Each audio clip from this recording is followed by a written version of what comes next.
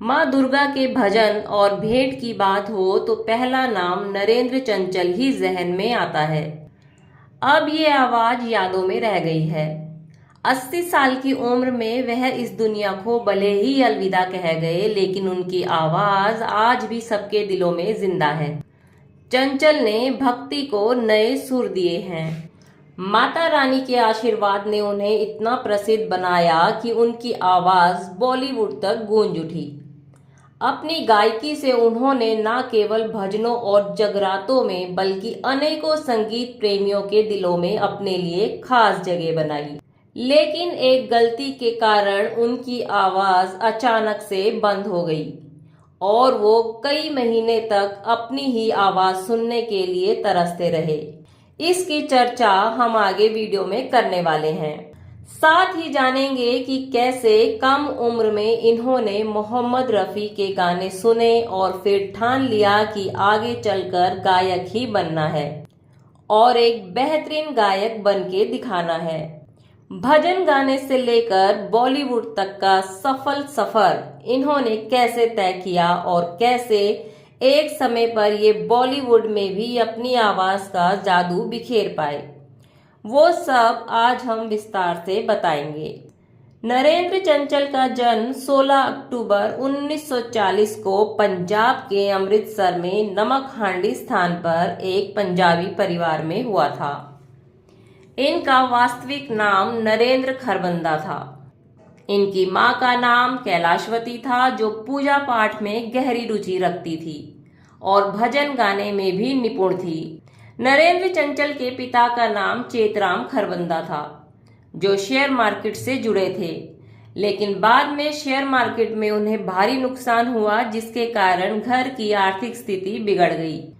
नरेंद्र चंचल 7 भाइयों और एक बहन में सबसे छोटे थे और अपनी मां के बहुत लाडले थे। बचपन से ही वो काफी शरारती और चंचल स्वभाव के थे, इसी वजह से लोग उन्हें प्यार से चंचल कहकर पुकारने लगे। यही नाम आगे चलकर उनकी पहचान बना और नरेंद्र चंचल के नाम से मशहूर हो गए। जब नरेंद्र छोटे थे तो उनकी मां मंदिर जाने पर सभी बेटों को घर छोड़कर बस नरेंद्र को साथ लेकर जाती। घर पर भी उनकी मां भजन और आरती गाकर रोज पूजा करती। यही माहौल रोजाना का हिस्सा बन गया। इस वातावरण का असर ये हुआ कि नरेंद्र का मन भजनों और गीतों में लगने लगा। मंदिर में सुने भजनों को वो घर में आकर गुनगुनाने लगे। हालांकि उनके घर में गाने सुनने की कोई व्यवस्था नहीं थी, तो नरेंद्र चंचल बाजार चले जाते और जहां भी ग्रामोफोन बज रहा होता वहां खड़े होकर गाने सुनने लगते। चाहे वो पान की दुकान हो, होटल हो या कोई सैलून, जहां भी उन्हें गाना सुनने का मौका मिलता वे सुनते और गाना याद कर लेते थे। इतना ही नहीं, अगर किसी की शादी में गाने बजते तो नरेंद्र वहां भी पहुंच जाते। शादी में जाकर वो खाना भी खाते और गाने भी सुनते, जहां उन्हें कुछ गानों के मुखड़े भी याद हो जाया करते थे, जिन्हें बाद में वो अपने पड़ोसियों के सामने गुनगुनाते थे। तो इतनी गहरी दीवानगी थी नरेंद्र चंचल की गानों के प्रति। जैसे जैसे वे बड़े हुए उनका पूरा ध्यान गाने की ओर लगने लगा, लेकिन उनकी मां उनके इस गाने के शौक के खिलाफ थी। मां चाहती थी कि नरेंद्र चंचल गायक ना बने बल्कि पढ़ लिख कर कोई अच्छी नौकरी करे। उनका सपना था कि बेटा या तो बैंक में नौकरी करे या रेलवे में काम करे, क्योंकि घर में जितने भी बड़े भाई थे वो पढ़ाई में अच्छे थे, लेकिन नरेंद्र थोड़े कमजोर थे। नरेंद्र का मन हमेशा गानों में रहता। उनकी मां को उनकी बहुत चिंता होती कि नरेंद्र कहीं अपने भाइयों से पीछे ना रह जाए, लेकिन नरेंद्र का तो गानों के प्रति प्रेम कम ही नहीं हो रहा था। वो जहां भी जाते वहां मोहम्मद रफ़ी और मन्ना डे के ही गाने गाते। ये देखकर मां नाराज होती और पड़ोसनों से कहती, ये मेरा छोटा बेटा तो मोहम्मद रफ़ी है, जब देखो गाने ही गाते रहता है। जब नरेंद्र 8 या 9 साल के हुए तो घर वालों के विरोध के बावजूद वो स्टेज पर गाने लगे। जब नरेंद्र के पिता को पता चला कि उनका बेटा स्टेज शो में गाता है, तो वो एक दिन चोरी छुपे उसका शो देखने चले गए। वहां उन्होंने देखा कि लोग नरेंद्र को फूल माला पहनाकर उनकी खूब तारीफ कर रहे हैं। घर लौटकर जब नरेंद्र के पिता ने अपनी पत्नी को नरेंद्र के बारे में बताया तो उन्हें कहीं ना कहीं ये लगने लगा कि नरेंद्र उनका नाम रोशन करेगा। इसके बाद 10वीं की पढ़ाई पूरी करने के बाद पूरी तरह स्टेज शो में जुट गए। बाद में उन्होंने एक बैंड बनाया जो पंजाब में काफी मशहूर भी हुआ। नरेंद्र का नाम स्टेज शो की दुनिया में तेजी से फैलने लगा। एक बार वो भारत पाक सीमा पर भारतीयों के लिए स्टेज शो करने गए, जहां सैनिक उनसे कहते कि आप फिल्मों में क्यों नहीं गाते, आपकी आवाज बहुत अच्छी है। लेकिन नरेंद्र के मन में कभी फिल्मों में गाने का विचार नहीं आया। वो अपने स्टेज शो से खुश थे और देश के अलग अलग राज्यों में जाकर शोज किया करते थे। इसी तरह एक दिन वो स्टेज शो करने मुंबई पहुंचे, जहां उन्हें बैसाखी प्रोग्राम में गाने के लिए बुलाया गया था। उस प्रोग्राम में लेजेंडरी राज कपूर साहब भी पहुंचे हुए थे। उन्होंने नरेंद्र से कहा, तुम बहुत अच्छा गाते हो, मैं तुम्हें अपनी फिल्मों में मौका जरूर दूंगा। ये सुनकर नरेंद्र चंचल बहुत खुश हो गए और राज कपूर के साथ फोटो खिंचवाकर घर लौटे और बड़े उत्साह से वो फोटो अपने घर में दिखाते हुए बोले, मैं राज कपूर से मिला हूँ और उन्होंने अपनी अगली फिल्म में मुझसे गवाने का वादा किया है। उनके घर वालों को यकीन नहीं हुआ, क्योंकि वो जानते थे कि फिल्म वाले अक्सर ऐसी बातें बोलते हैं। इसलिए उन्हें यकीन नहीं हुआ कि नरेंद्र को सच में फिल्मों में गाने का मौका मिलेगा। कई महीने बीत गए, लेकिन राज कपूर का कोई बुलावा नहीं आया और नरेंद्र अपने स्टेज शो में ही बिजी रहे। फिर एक दिन अचानक से राज कपूर का बुलावा आया। ये वो बुलावा था जिसका नरेंद्र पिछले 1 साल से इंतजार कर रहे थे। दरअसल उस वक्त राज कपूर पहली बार अपने बेटे ऋषि कपूर को as a lead hero Bobby film में लॉन्च कर रहे थे।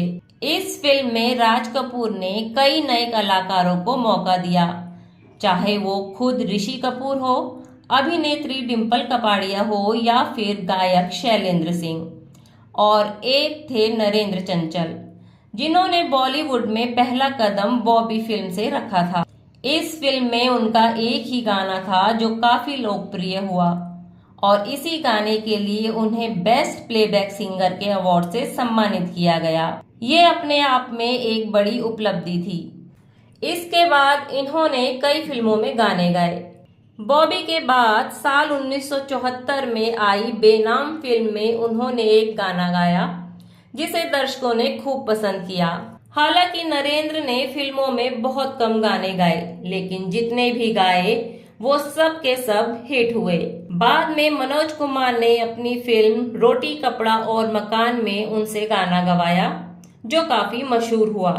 इसी दौरान नरेंद्र चंचल को पहली दफा महान गायिका लता मंगेशकर को सामने से देखने और उनके साथ गाने का मौका मिला। ये क्षण नरेंद्र चंचल के लिए बेहद यादगार रहा। इसे उन्होंने हमेशा अपने दिल में संजो कर रखा।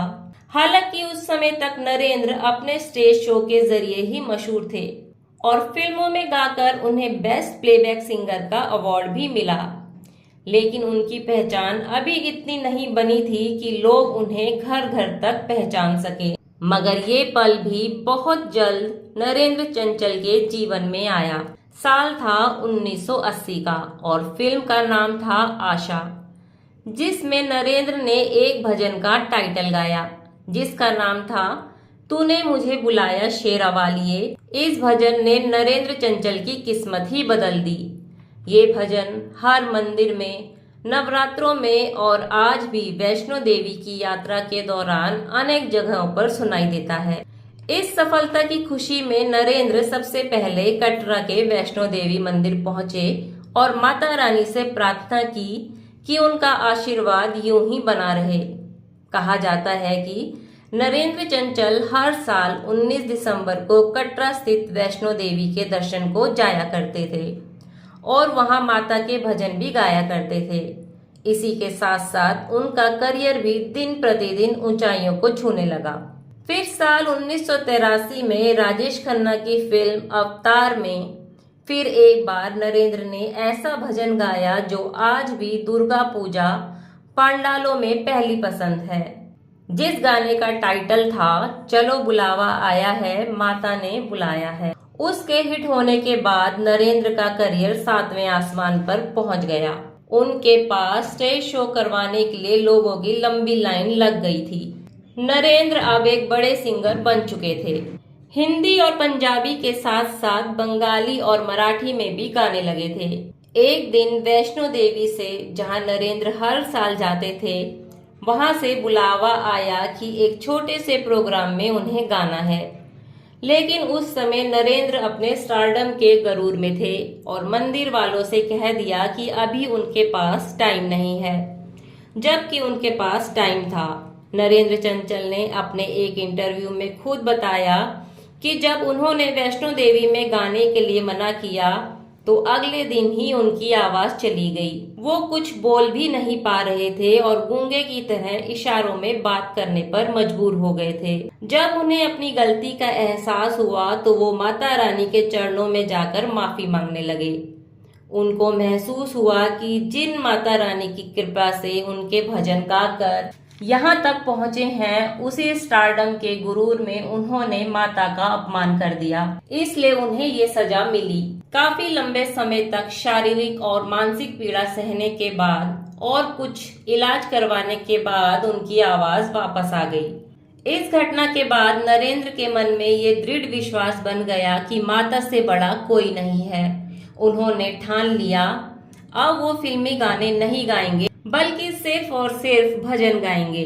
इसके बाद उन्होंने फिल्मी गानों से मुंह मोड़ लिया और अपने आप को सिर्फ और सिर्फ माता के भजनों में समर्पित कर दिया। हालांकि साल 1985 में शत्रुघ्न सिन्हा की एक फिल्म काला सूरज में उनका एक गाना जरूर था, लेकिन वो गाना पहले ही रिकॉर्ड किया गया था और फिल्म 1985 में रिलीज हुई थी। आगे चलकर नरेंद्र ने केवल माता के भजनों और जागरण में ही गायन किया और अपने जीवन के अंतिम दिनों तक भजन ही गाते रहे। नरेंद्र चंचल ने लता जी के साथ 2 गाने गाए। वो लता जी से बोले, मुझे कुछ नहीं चाहिए, बस आपके साथ एक फोटो खिंचवानी है। लता मंगेशकर ने उनके साथ फोटो खिंचवाई और नरेंद्र ने वो फोटो फ्रेम करवाकर अपने घर में रखी। उसके बगल में माता रानी की फोटो भी लगाई। नरेंद्र ने मोहम्मद रफी और मन्ना डे के साथ भी गाने गाए। अगर उनकी निजी जिंदगी की बात करें तो उनकी शादी 1976 में हुई थी। उनकी पत्नी का नाम नम्रता चंचल था। नरेंद्र अपनी पत्नी को बहुत लकी मानते थे क्योंकि शादी के बाद उनकी किस्मत बदल गई और उनके गाने हिट होने लगे।